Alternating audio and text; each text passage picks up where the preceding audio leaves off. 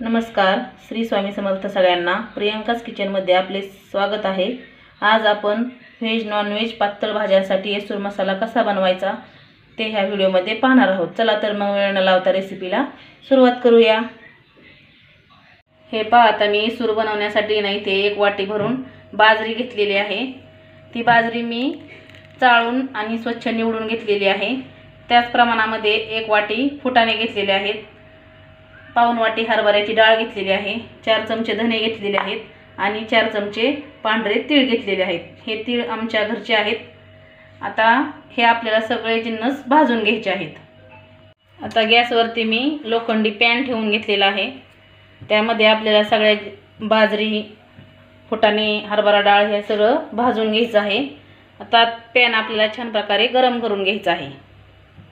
हे पहा, आता आपला पॅन आहे ना छान प्रकारे भाजलेला आहे। आता त्यामध्ये आपल्याला जे आपण 1 वाटी बाजरी घेतली होती ना ती टाकून बाजरी चांगली फुलेपर्यंत आपल्याला मीडियम गॅसवरती एकसारखी हलवत भाजून घ्यायची आहे। हा येसूर आहे ना एकदम भारी बनतो। तुम्ही हा येसूर वापरून नॉनव्हेज किंवा व्हेज सुद्धा भाज्या बनवू शकतात। ज्या व्यक्ती डाएट करतात ना त्या व्यक्तींसाठी शेंगदाणे न वापरता हा येसूर आणि खोबऱ्याचं वाटण थोडंसं टाकून भाजी बनवली ना तरी पण एकदम भारी बनते। आता ही बाजरी आपल्याला छान मीडियम गॅसवरती एकसारखी हलवत भाजून घ्यायची आहे। असं एकसारखं हलवलं ना म्हणजे सगळी बाजरी आपली एकसारखी भाजली जाते। हे पहा, आता आपली बाजरी ना अशी एकसारखं हलवत 3 ते 4 मिनिटं मी मीडियम गॅसवरती भाजून घेतलेली आहे। हे पहा, अशा पद्धतीने आपली बाजरी ना मस्त अशी लालसर खमंग भाजून घेतलेली आहे। हे पहा, अशा पद्धतीने ना आपल्या बाजरीच्या आहेत ना हे पहा अशा लाह्या उठतात। बाजरी भाजत असताना कुठेही गॅस आपला वाढवायचा नाही, एकदम कमी आचेवरती ही बाजरी भाजून घ्यायची आहे। आता ही बाजरी आपली छान प्रकारे लाल भाजून झाली आहे खमंग अशी, ती मी आता एका ताटामध्ये काढून घेतलेली आहे। आता आपल्याला हे भाजत असताना कुठेही तेलाचा वापर करायचा नाही। आता त्याच पॅनमध्ये मी फुटाणे 1 वाटी टाकून घेतलेले आहे। तुम्ही पण नक्की अशा प्रकारे येसूर मसाला करून पहा। तुमच्याकडे जर खडे मसाले असतील तर तुम्ही ह्यामध्ये खडे मसाले सुद्धा घालू शकता। तुम्ही ह्या येसूरपासून पातळ भाज्या किंवा नॉनव्हेजच्या भाज्या, व्हेजच्या भाज्या बनवू शकता, एकदम भारी बनतात। आता हे पण फुटाणे आपल्याला छान मस्त भाजून घ्यायचे आहेत।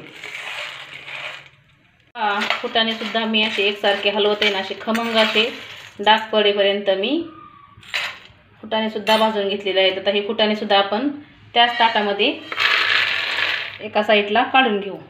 आता त्याच पॅनमध्ये पुन्हा आपण हरभऱ्याची डाळ जसे फुटाणे आणि बाजरी भाजून घेतली ना तशीच मीडियम गॅसवरती मस्त खरपूस अशी लाल होईपर्यंत भाजून घेणार आहोत।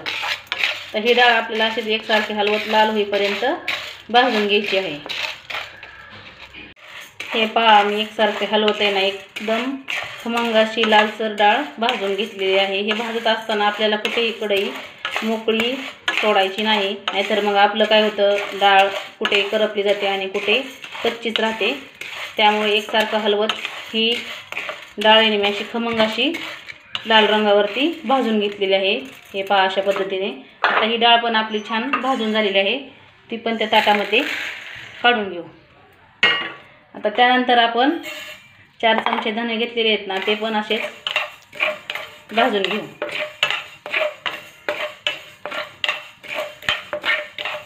हा येसूर टाकून जर पातळ रस्सा भाजी किंवा नॉनव्हेजची भाजी जर बनवली ना तुम्ही एकदम भारी बनते आणि ती भाजीला एक चव आहे ना एकदम भन्नाट अशी येते। त्यामुळे तुम्ही हा येसूर करून नक्की एकदा नॉनव्हेजची रस्सा भाजी किंवा पातळ भाजीसाठी तुम्ही 1 चमचा येसूर टाकून जर भाजी केली ना तर एकदम भाजी अशी घट्ट आणि त्या भाजीला ना कन्सिस्टन्सी एकदम छान येते। दाटसर भाजी होण्यासाठी हा येसूर टाकून भाजी केली ना एकदम मस्त होते। आता हे धने आहेत ना आपल्याला मस्त भाजून घ्यायचे आहेत। हे पहा, आता आपले धने पण मस्त 2 ते 3 मिनिटांमध्ये कमी गॅसवरती छान भाजून झालेले आहेत। आता आपण ते पण त्याच ताटामध्ये काढून घेऊ.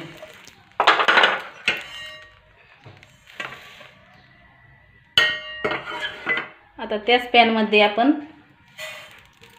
4 चमचे तीळ घेतले ना, ते तीळ मस्त तडतड होईपर्यंत खमंग असं भाजून घेणार आहोत. तीळ घातल्यामुळे ना एक आपल्या भाज्यांना ना एक अशी वेगळीच टेस्ट येते आणि एकदम भाज्या भारी बनतात.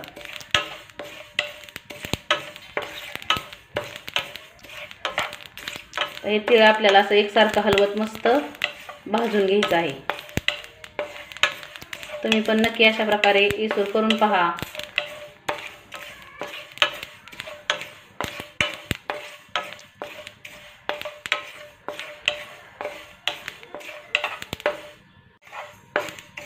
हे पहा आता तीळ पण आपले ना एकदम मस्त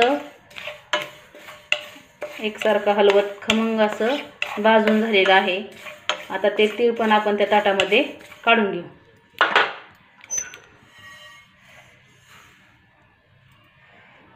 आता आपल्या सगळ्या जिन्नस भाजून झालेल्या आहेत. आता हे आपल्याला सगळं असं मिक्स करून एकदम थंड होऊन द्यायचं आहे आणि थंड झाल्याच्या नंतर गिरणीमधून बारीक असं दळून आणायचं आहे. तुम्हाला जर जास्त इसूर बनवायचा असेल इसूर मसाला तर तुम्ही जास्त बाजरी, धने किंवा फुटाणे डाळ तीळ वापरू शकता आणि अशा प्रकारे भाजून दळून आणून ठेवू शकता.